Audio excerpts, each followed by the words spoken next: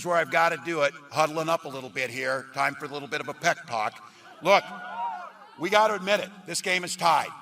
2 minutes left on the clock. We got the ball. We're driving down the field. We're doing the blocking and everything we need to do. You do understand that, like, a lot of our politicians are over 85 and unstable mentally and just walk around going, I don't know what's happening with things, but I'm not like weird and angry and volatile and half dead. Yeah. And just making policy. Yeah. You know what's funny is how old is that Gavin Newsom interview? It's got to be 12 years old now, something like that. You know, it's funny because every time I go out and people... Adam Carolla didn't just rip the curtain off Tim Walz. He yanked it down like a magician, realizing his big finale was a balloon animal.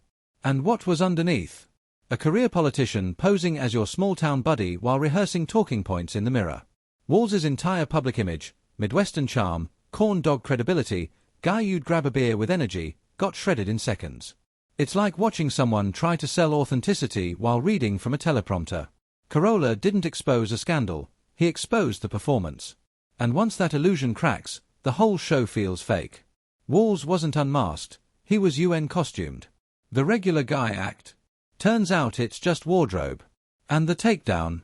Funnier, faster, and more brutal than a politician doing karaoke in a suit.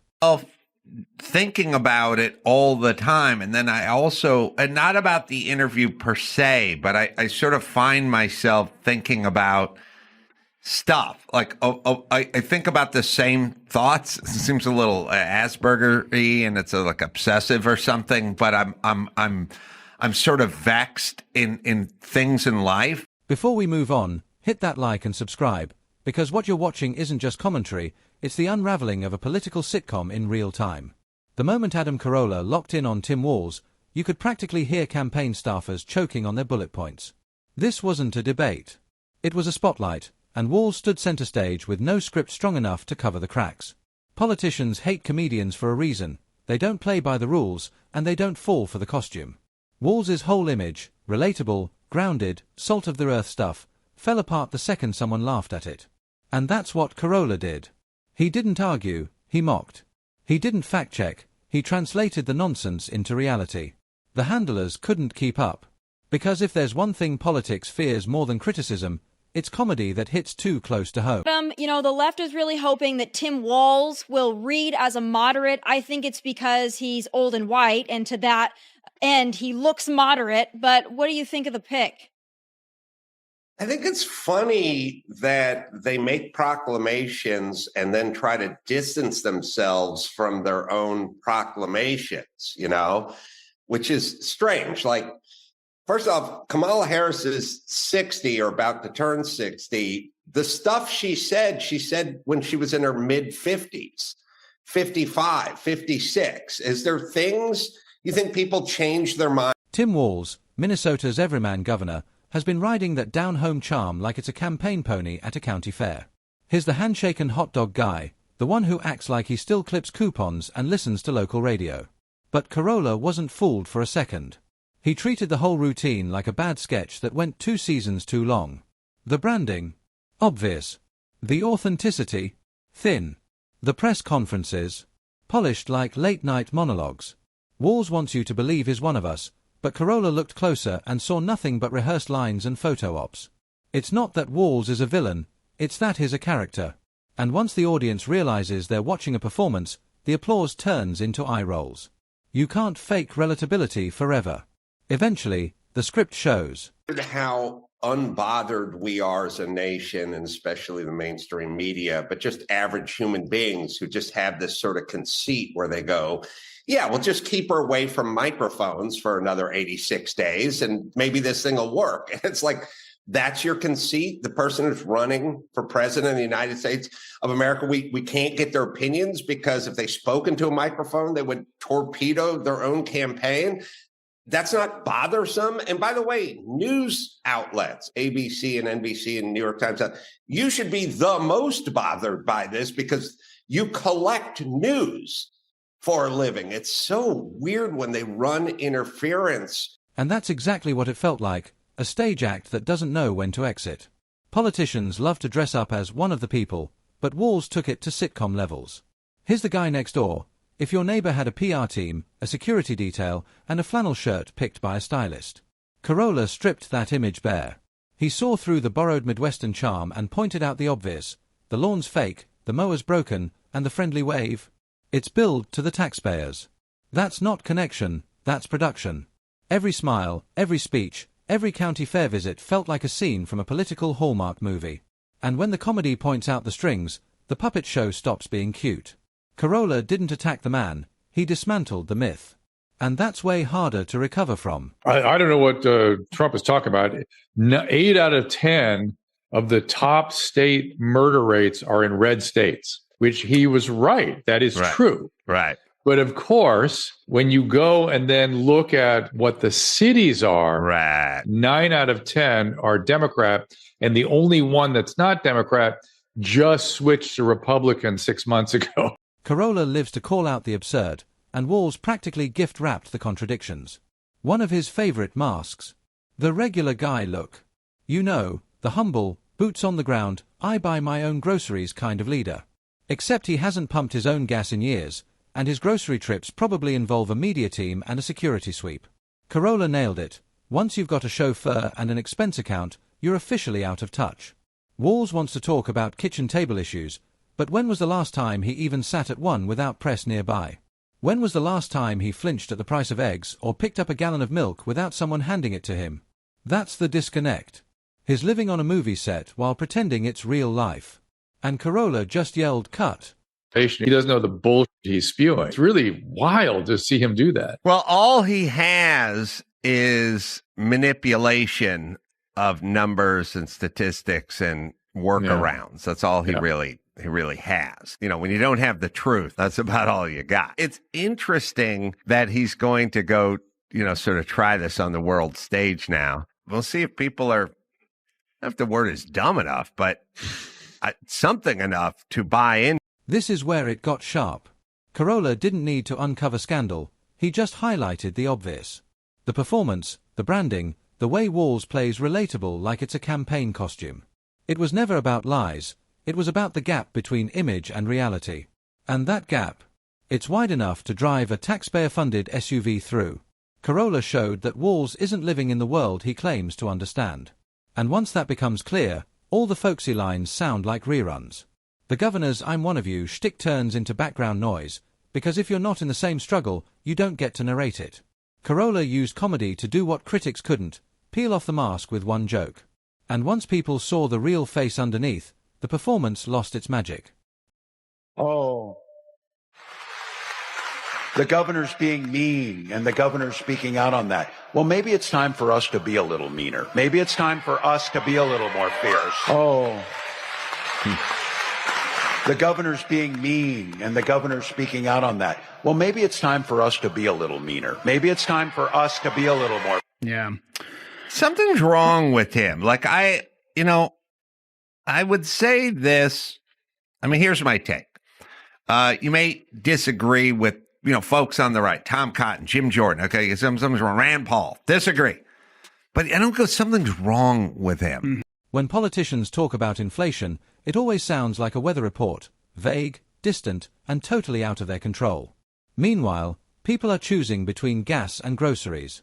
Carolla broke down Walz's economic messaging with the clarity of a punchline. We don't know how to fix this, but here's a slogan. And that lands because it feels true. Leaders keep offering sound bites while families are stretching every dollar like a rubber band about to snap. Walz talks solutions while avoiding real impact. He's not feeling the crunch, he's narrating it from a podium. Carolla pointed out the hypocrisy, telling citizens to sacrifice while leaders dine at steakhouses. It's all optics. Handing out relief like umbrellas in a hurricane. Great for photos. Useless in the storm.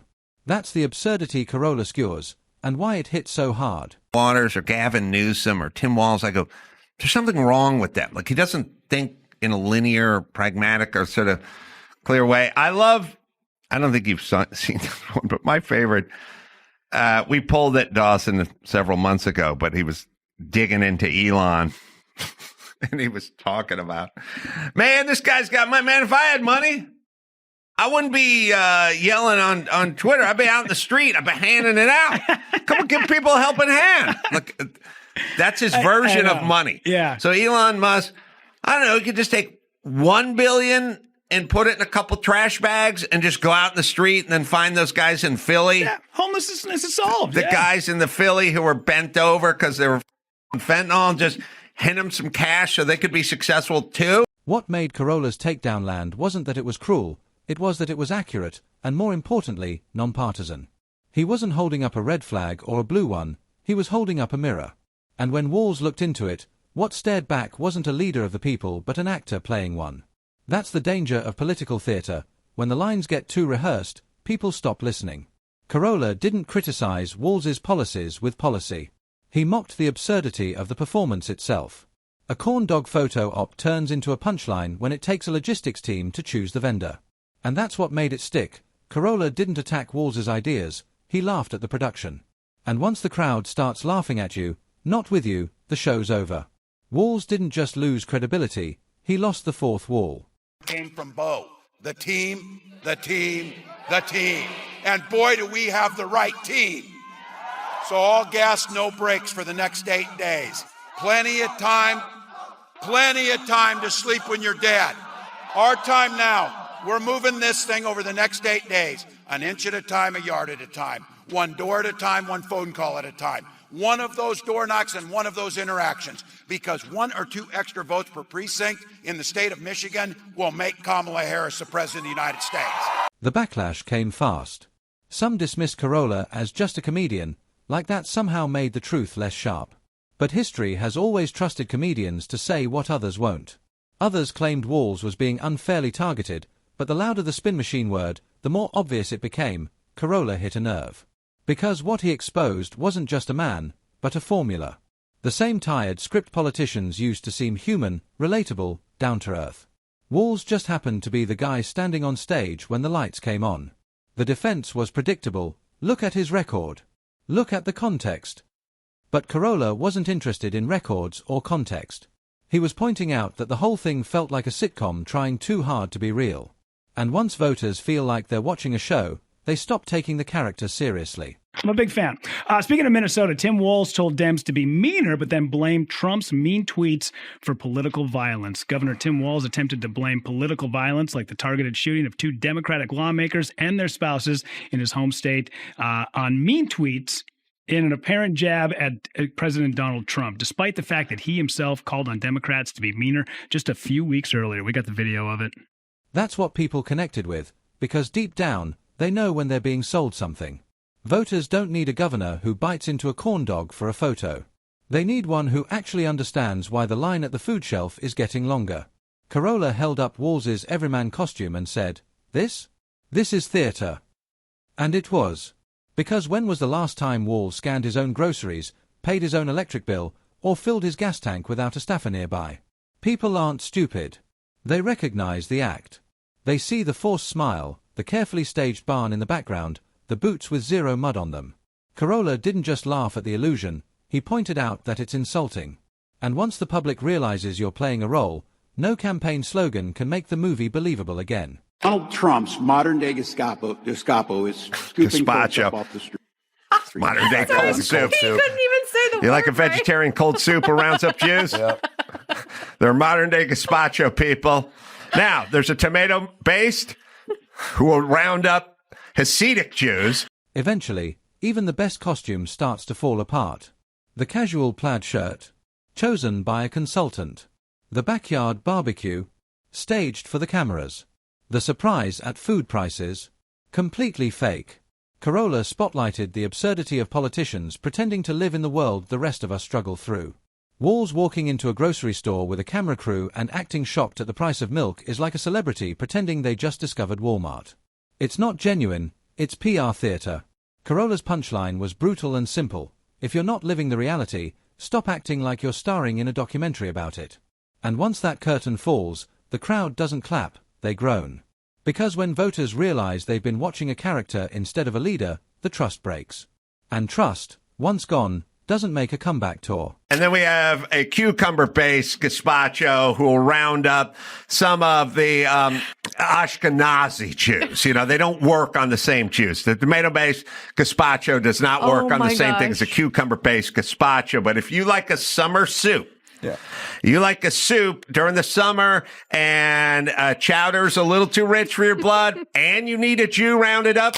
So when Walz slips into his Midwestern dad act, Carolla doesn't flinch, he swings. Because nothing screams, I feel your pain, like giving a speech on inflation while wearing a suit that costs more than rent. Defenders argue Walz means well. Maybe he does.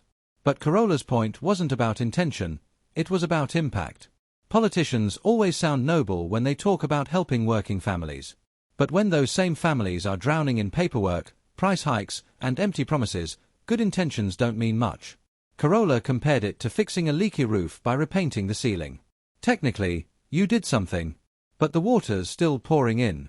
And once the public sees through the charade, no amount of press conferences or carefully chosen flannel can sew the seams back together. Carolla didn't just mock the man, he unmasked the machinery. And the crowd. They laughed. Because the joke wasn't just on Walz, it was on the whole performance. Trump's modern-day Gestapo is scooping folks up off the streets. They're in unmarked vans wearing masks, being shipped off to foreign torture dungeons. This modern-day gazpacho shows up in an unmarked bowl and with ladles out to justice.